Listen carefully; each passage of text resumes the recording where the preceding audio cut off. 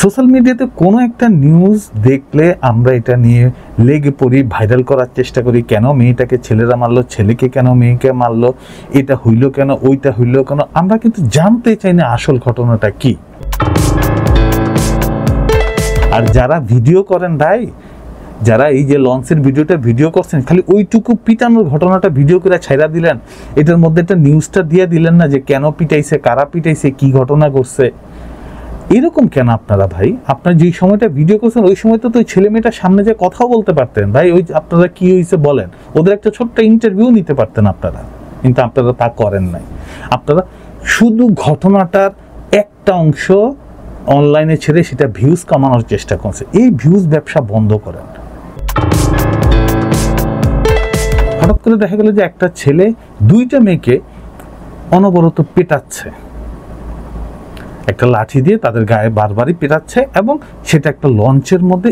এটা গত একদিন আগে সারা বাংলাদেশের মানুষ তার একটা ছেলে কর্তৃক একটা মেয়েকে কেন মারা হলো সেইটা জানার জন্য উৎসুক জনতা ফেসবুকে পোস্টের মাধ্যমে জানতে চেয়েছে কি হয়েছে, কেন এই মেয়েটাকে, এই মেয়ে দুইটাকে এই ছেলেটা কেন মারছে।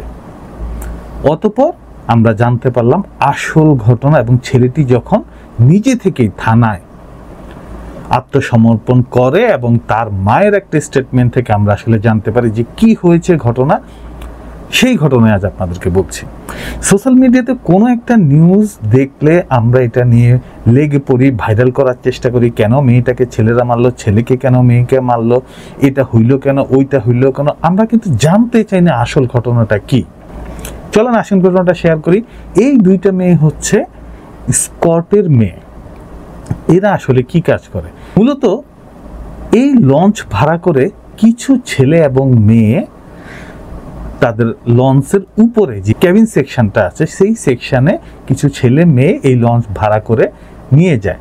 এবং বেশ কিছুদিন আগেও বিভিন্ন টিভি চ্যানেল থেকে এই ধরনের লঞ্চে গ্রুপিং করে লঞ্চ ভাড়া করে ঘুরতে যাওয়ার ঘটনা নিয়ে কিন্তু নিউজ হয়েছে, এবং সেটা গতকালকে আমরা আবার নতুন করে দেখলাম।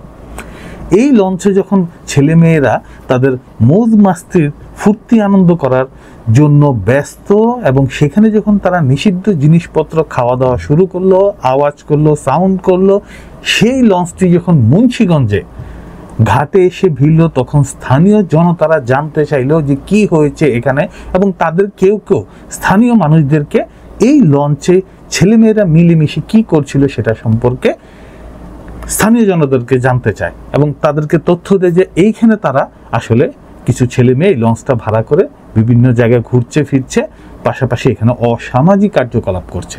এই অসামাজিক কার্যকলাপের কেন্দ্র করেই সেখানে স্থানীয় যুবকদের মধ্যে কেউ কেউ ছেলে এবং মেয়েদেরকে বাধা দেয় এই কাজটি করার জন্য, এবং তার মধ্যে উৎসুক জনতার মধ্যে অনেকে এই দুইজন মেয়েকে নিয়ে টানা হেঁচড়া শুরু করে। তখন সেখানে অ্যাজ এ গার্জিয়ান হিসেবে এই ছেলেটা ওই লঞ্চে থাকা দুই তরুণীকে পেটায়।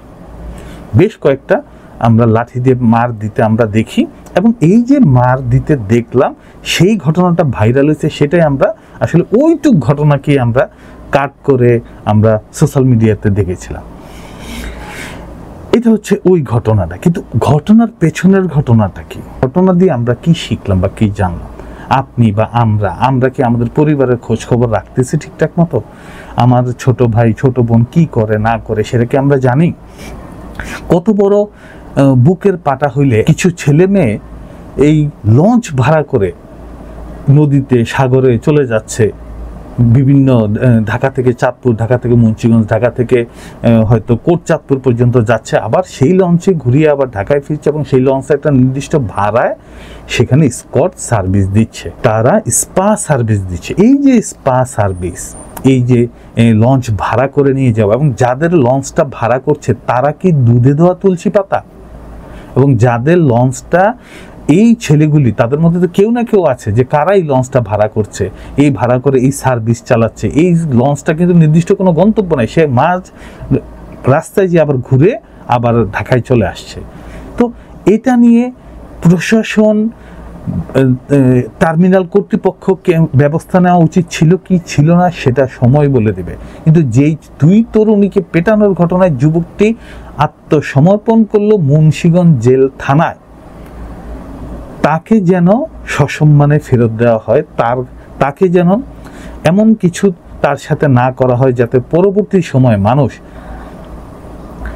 এই ধরনের ঘটনা আবার প্রশ্রয় পেয়ে না যায়। পাশাপাশি সেই ছেলেকেও আমরা বলবো যে তোমার উচিত ছিল লঞ্চটিকে আটকিয়ে ছেলে মেয়েদেরকে রেখে থানায় ফোন দেওয়া, প্রশাসনের কাউকে ফোন দেওয়া, এলাকার গার্জিয়ানকে কাউকে এনে একজন গার্জিয়ানের মাধ্যমে এই বিষয়টা সুরাহা করা, তাতে এই উদ্বুদ্ধ পরিস্থিতি তৈরি হতো না। আর যেই 2টা মেয়েকে আমরা দেখলাম, ওই 2টা মেয়ের নমুনা দেখছেন, চেহারা দেখছেন, ওই 2টা মেয়ের কত বড় সাহস হইলে এই রাতের বেলায় বন্ধু বান্ধব নিয়ে লঞ্চ ভাড়া করে ঘুরতে যায়, স্কট সার্ভিস দেয়, স্পা সার্ভিস দেয়।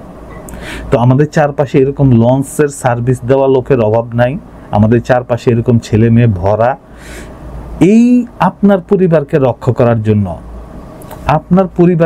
করার জন্য, এখন কিন্তু আপনাকেই সচেতন হইতে হবে, আপনাকেই কিন্তু দায়িত্ব নিতে হবে। তা না হলে আপনার ছেলে মেয়ের দায়িত্ব কিন্তু এই যুবককে নিতে হচ্ছে। যদিও ছেলেটার ভুল ছিল। আর যারা ভিডিও করেন ভাই, যারা এই যে লঞ্চের ভিডিও করছেন, খালি ওইটুকু পিটানোর ঘটনাটা ভিডিও করে ছাইরা দিলেন, এটার মধ্যে একটা নিউজটা দিয়ে দিলেন না যে কেন পিটাইছে, কারা পিটাইছে, কি ঘটনা ঘটছে। এরকম কেন আপনারা ভাই? আপনার যেই সময়টা ভিডিও করছেন ওই সময় তো ওই ছেলে মেয়েটার সামনে যে কথাও বলতে পারতেন ভাই, ওই আপনারা কি হয়েছে বলেন, ওদের একটা ছোট্ট ইন্টারভিউ নিতে পারতেন আপনারা, কিন্তু আপনারা তা করেন নাই।